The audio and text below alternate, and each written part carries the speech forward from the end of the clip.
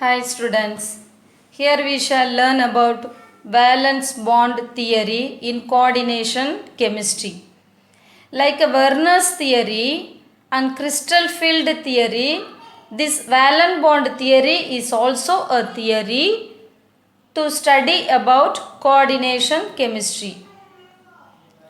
Leonard Pauling proposed this theory. He says that the bond between central metal atom and the ligand is completely, purely it is covalent. Why this bond formed?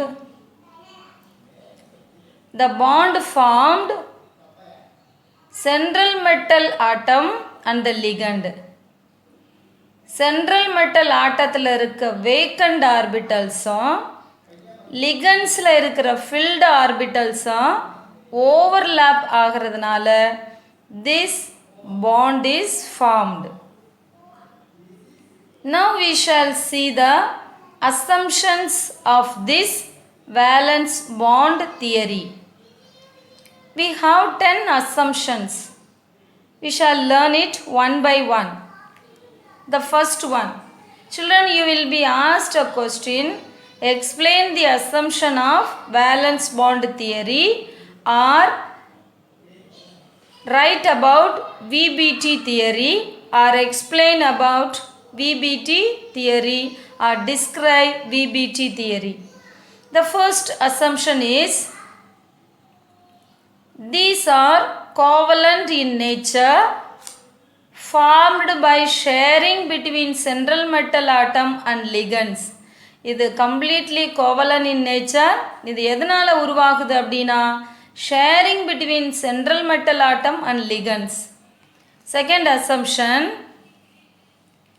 each ligand should have at least one filled orbitals.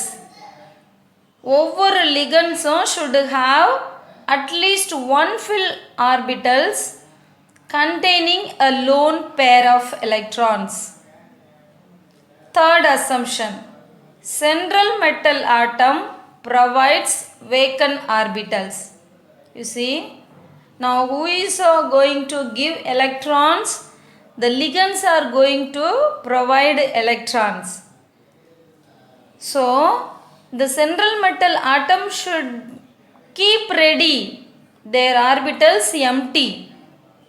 Okay, so central metal atom provides vacant orbitals.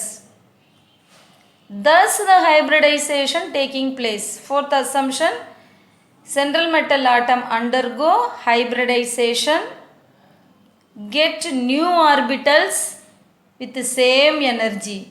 So they undergo hybridization. What is hybridization? Mixing. We say inakalapu andalno mixing. So undergo hybridization to get new orbitals, and that new orbitals also will have a same energy. Fifth assumption, vacant hybridized orbitals linearly overlap with filled orbitals to form sigma bond. See, vacant hybridized orbitals, they linearly overlap and form sigma bond. See the sixth assumption,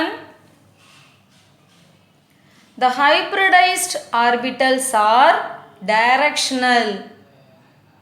அதுக்கு ஒரு side இருக்கும், one side, directional. Their orientation in space gives definite geometry. அதனுடைய அந்த orientation பண்பு அதுக்கு ஒரு நல்ல structure, ஒரு டெஃபினிட், ஒரு உறுதியான வடிவத்தை கொடுக்கக்கூடியது. That's what we are seeing in the examples in our text.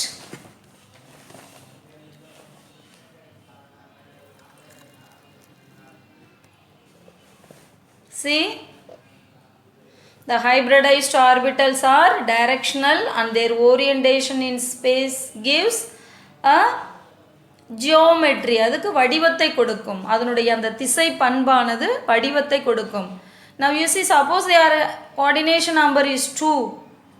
Which are the two orbitals are undergoing hybridization? One s orbital and one p orbital. So they will be linear overlap is taking place. So when they are linear, they have their own structure. So examples we can say CuCl2 minus AgCN2 minus. In these things, this sp hybridization is taking place and their coordination is coordination number is nothing but number of ligands. So coordination number அப்படிங்கிறது எத்தனை ligands அப்படிங்கிறத காட்டக்கூடியது. So sp hybridization அப்படின்னா அது linear hybridization only will take place. Now suppose their coordination is number is 3. Which are the orbits are undergoing hybridization? ஒரு s orbitalோ 2p orbital undergoing hybridization. So their geometry, their shape is trigonal planar. எதில் இது இந்த மாதிரியான நடக்குது அப்படின்னா HgI3 minus. So next, suppose their coordination number is 4. Which are the orbitals are undergoing hybridization? இனக்கலப்பு எதில் நடக்குது அப்படின்னா ஒரு s ஆர்பிட்டல்லையும் 3p ஆர்பிட்டல்லையும் is taking place. So their shape will be tetrahedral. And where do we find this? NiCO4. See, this is the coordination number 4. NiCl4 2 minus. இதில் இந்த tetrahedral geometry we are getting. So the fourth one, suppose a coordination number is 4, there is another one. ஒரு d ஆர்பிட்டலும் ஒரு s ஆர்பிட்டலும் 2p ஆர்பிட்டலும் 2p ஆர்பிட்டலும் the hybridization is taking place. In that case, this will be square planar. So the examples for this NiCH4 2 minus PtNH3 4 times 2 plus. So here these are taking place. So you can go through these things. So here you see ஒரு d ஆர்பிட்டலும் ஒரு s ஆர்பிட்டலும் 3p ஆர்பிட்டலும். So the coordination number is 5. So dx2 y2 orbital is involved. இதை பற்றி நம்ம டீட்டெயிலாக இந்த examples we can see. Now we shall move to the seventh assumption. So these examples are for the sixth one. Now we shall move to the seventh assumption, that is in octahedral. If n minus 1d orbital is involved, it is inner orbitals or it is low spin. இந்த octahedral n minus 1d orbitals involve ஆனா அது inner orbital. அப்படி இல்லைன்னா அதை நம்ம என்னன்னு சொல்லலாம், low spin அப்படின்னு சொல்லலாம். Suppose nd orbitals are involved in this hybridization, we call them outer orbitals or high spin orbitals.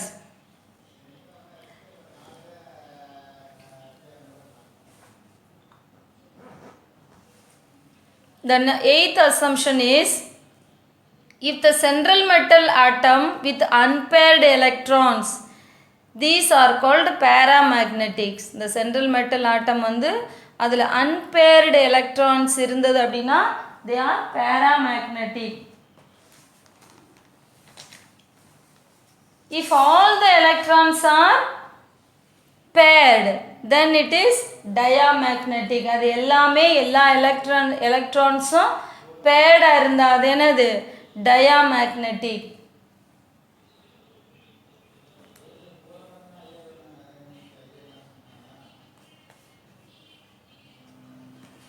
Now for example, we see in the examples,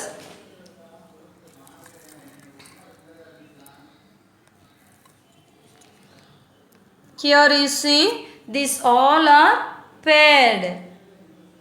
So it is diamagnetics. So when all the electrons are paired, it is diamagnetic. Suppose we have a unpaired, see we have a unpaired electrons, thus these are paramagnetic. So if central metal atom with unpaired electrons, this is paramagnetic. If all the electrons are paired, it is diamagnetic. Ninth assumption. The ninth assumption is, now for example, CO, Cn minus En, NH3. These are causing pairing. These cause pairing. இது pair ஆகுவதற்கு காரணமாக இருக்கக்கூடியவைகள். So these are called strong field ligands. Now the 10th assumption. You see, greater the overlapping அதிகமாக இருக்கும்போது, எங்கே அதிகமாக இருக்கும்போது, between ligand orbitals and hybridized metal orbitals.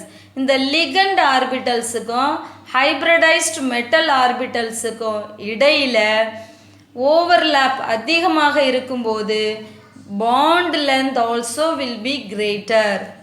Greater the overlapping between ligand orbitals and hybridized orbitals, greater the bond length.